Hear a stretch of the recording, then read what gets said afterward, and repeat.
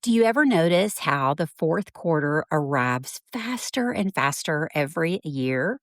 Suddenly, we're deep into fall and everything's pumpkins and cozy sweaters and holidays and all everybody's favorite things, right? And it ushers in the weather changes and we're deep into football season and apple picking and all the things. But your reader, she might be carrying something a little heavier underneath all of that because this is also the time of the year she starts realizing she's about to turn the calendar on yet another year gone by. She set goals back in January, and now Q4 is here and she's doing the math and might be feeling a little disappointed. Or hey, maybe that's just me. But today we are kicking off our quarterly three-part mini series called Get Inside Your Readers' Heads. And if you're just jumping in, this is where we learn to read the room your reader is sitting in each month so you can plan content that meets her right where she is, whether you're hosting your own show or guesting on someone else's. And before we dive in, if you're multitasking, go grab and before we dive in, if you're multitasking, be sure to come back and grab the Q4 content planning guide that's linked in the show notes. And it walks you through all 3 months of Q4 with talking points from this episode, plus prompts if you use AI to help with marketing ideas. So you're not starting from scratch. Now, the series is built around my 3S content method, and that's struggle, support, and showing up. And today I want to walk you through all three of those listeners in the context of October because understanding who's actually in the room when you're speaking is what makes your content land for everyone listening, not just the one person you wrote your book for. So let's start with struggle. This is your target reader, the one living with the exact problem your book solves. So think about what is she carrying in October? On one hand, there's the fall energy, the cozy feeling, the rhythm of school and work humming along. But once again, she might be feeling the weight of the year flying by. 3 quarters are done, and she's looking at what she was going to do this year, and she's counting how much time she has left to hopefully accomplish it. For some of your readers, October also brings Breast Cancer Awareness Month front and center. Maybe she's in it. A diagnosis, a treatment, hard season she didn't plan for. Or maybe your reader is carrying the anniversary of a loss. I remember all too well when my mother in law was diagnosed with stage 4 breast cancer in the month of October. It was a long, hard 4 year battle before she went to live with Jesus. October has a way of surfacing all kinds of grief that get pushed aside and buried during the busy summer and beginning of fall. Now, there's also your reader who's just plain tired. The fall hustle is real. Back to school settled in September, and now it's October, and she's running at full speed ahead and starting to wonder how she's going to make it to the holidays in one piece. October also brings World Mental Health Day and Emotional Wellness Month. While all the topics we talk about can impact our emotional wellness, good or bad, some of your readers may have even deeper needs. So that's your struggling reader in October. Think about her feelings and how your message and personal journey can meet her there. Now, let's talk about your supporting listener.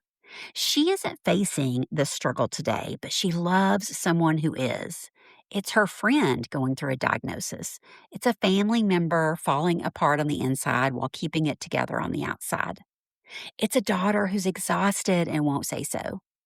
Your supporting listener is watching someone she loves carry something heavy, and she wants to help, but she's not sure how. She might not even know what to say. She just knows her loved one needs something, and she's hoping you will give it to her so she can pass it along. And then there's also your showing up listener. She's not in the struggle herself, but she serves people who are. She leads a small group. She runs a ministry. She works with women who are in this struggle. October is when her people are feeling the weight of the year and she wants to meet them well. She wants the right words and the right resources to share. Now, remember, when you're guesting on someone else's podcast, you have no idea who's listening. You don't know if your target reader is even in the room, but you can almost guarantee that somebody in that audience loves and or supports your target reader. But you can almost guarantee that those in your audience love and or support your target reader. And they're paying attention, hoping you'll give them the right words and the right resources so they can support and show up for others well. So that's your October room. And when you plan ahead for your content to speak to what your listeners are carrying this month, nobody's thinking, this isn't for me, and stops listening. So now let's talk about how podcasting can support this content to meet your listeners in October. And here's 4 options to choose from, and I want you to pick the one that fits where you are right now. So, first, it's episodes on your own podcast. You know your audience and you can speak directly to the struggle your book solves. October is a great month to talk about what it looks like to keep going when you're tired, what to do when the year didn't go as you planned, or how to find your footing in a season that feels heavy.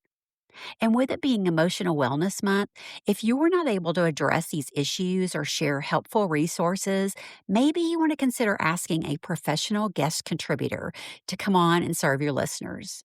Even if you don't normally have guests on your show, a pop up interview might be just what your listener needs to hear to feel seen and heard herself. Now, also, a second idea is a pop up bonus episode from you. If you've already batched your October content, then you can just record a short, like 5 to 8 minute check in, something real and from your heart about this season. That's what your readers are craving right now. And the third idea is guesting on somebody else's show. And this is where serving the support and showing up listeners really matters because you don't always know who's listening, right? And you have to lean into the feelings of October that anyone can relate to: the weight of a year winding down, the tiredness that comes with pushing through, the grief that surfaces in fall. And also, you don't always know when your interview will air on someone else's show. So you don't even have to mention October specifically. Frame it as this is what happens, when people are running low and the year is asking more of them than they expected, right? That resonates anytime the episode releases. And then the fourth idea is the short stack podcast as your call to action when you guest. So you could just create 6 short episodes built once, and it works for you all through Q4 and beyond to give your target reader what she needs to move her closer and closer to buying your book. And the ask is so natural. It's just, I have a short podcast that goes deeper on this topic. And since you're already in a podcast app, just click the link in the show notes and keep listening because it's just one warm step that keeps the listener relationship going once you connect with them on somebody else's platform. And if guesting on podcasts to market your book is something you're working on this fall, I can't wait to help you because I have something new starting next month. So stay tuned for more information. Now, remember, you know your reader best and what she needs to hear in October. So please know that all of these ideas are just that, ideas. October is a month that looks cheerful on the outside, but it can also carry a lot on the inside. And when your content reaches your target reader and it relates to her struggle or the struggle of somebody she, loves or does life with, then she's going to feel seen and heard. And she's probably going to share the episode with someone who needs it just as much as she does. Now, come back next episode and we're going to talk about the month of November, the month that's supposed to be all about gratitude and togetherness. But what if that's not how your reader is feeling this month? Let's read the room for November and create content to serve her where she is. Thanks for tuning into Book Marketing Mania. And as always, I'll be there for you next episode to help you reach and serve your readers one podcast at a time. See you then.